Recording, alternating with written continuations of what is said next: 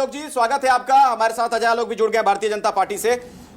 बंगाल को लेकर आपके लिए एक अच्छा संकेत कहा जा सकता है। फिलहाल आप खुश हो सकते हैं, हालांकि एग्जैक्ट पोल नहीं है, नतीजे तो आएंगे 4 तारीख को, लेकिन फिलहाल जो एक औसत है, तमाम जो एग्जिट पोल का इशारा है, उसमें आप लोग आगे दिख रहे हैं। देखिए, सबसे पहली बात, मैं अपनी व्यक्तिगत तौर पे हमेशा कहता हूं कि मैं एग्जिट पोल पे यकीन नहीं करता हूं, लेकिन हाँ, जो एग्जिट पोल पे जो भी लोग भी करते हैं या करवाते हैं, उनकी मेहनत को हमेशा साधुवाद। ये और कुछ नहीं बताता है, ये ट्रेंड बताता है, और ज़्यादातर समय ट्रेंड सही भी होता है, कुछ बार गलत भी हुआ है। खैर, उनकी मेहनत को आप अनअकाउंटेड नहीं कह सकते हैं। अभी बहुत त्रिवेदी जी ने बहुत इंपॉर्टेंट बात बोली और सर ने भी बहुत इंपॉर्टेंट बात बोली कि 70% लोग कुछ बोल ही नहीं रहे, तो एग्जिट पोल कैसे करें?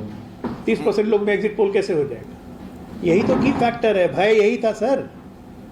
इतना ज़्यादा भय था आज से 1 महीने पहले तक, आज से ये फर्स्ट फेज के पोल के 4 दिन पहले तक, कि भय के मारे कोई कुछ बोलता नहीं था कि हम किधर वोट देंगे किधर नहीं देंगे। सिर्फ टीएमसी वाले गनगना के बोलते थे कि दीदी दीदी दीदी, बाकी कोई नहीं बोलता था। अब 70% आप खुद ही बोल रहे हैं, तो ट्रेंड उसी से समझिए।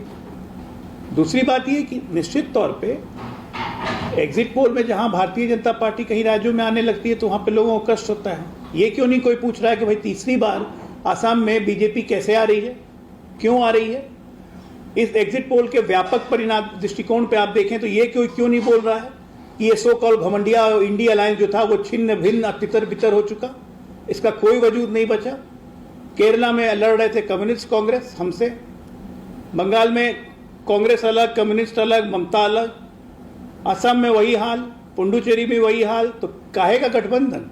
तमिलनाडु में गठबंधन कांग्रेस का, लेकिन स्टालिन राहुल गांधी जी एक बार भी रोड शो में एक साथ कभी नजर नहीं आए। राहुल गांधी जी मुश्किल से 2 से 3 बार बंगाल आए, असम में 2 से 3 बार सारी कमान बहना के हाथों, अब वही बलि का बकरा। तो एक राष्ट्रीय नेता बनने की जो ललक है और कांग्रेस पार्टी का राजा बनने की सनक है, ठीक है, उन सब पे आते हैं अजय आलोक जी। लेकिन चूंकि बंगाल से जुड़ा मैंने आपसे सवाल पूछा, तो आपने इसको सर्वे से इस तरीके से जोड़ा कि जैसे इस रायशुमारी में लोग बोलने को तैयार नहीं है, उसी तरीके का भय वहां पर था, इसलिए लोग खुलकर शायद वोट डालने भी ना पहुंचे हों या गए हों, तो फिर वो बोल नहीं रहे हों अपनी बात। इसी से जुड़ा सवाल आपसे मेरा स्वयं पुरोहित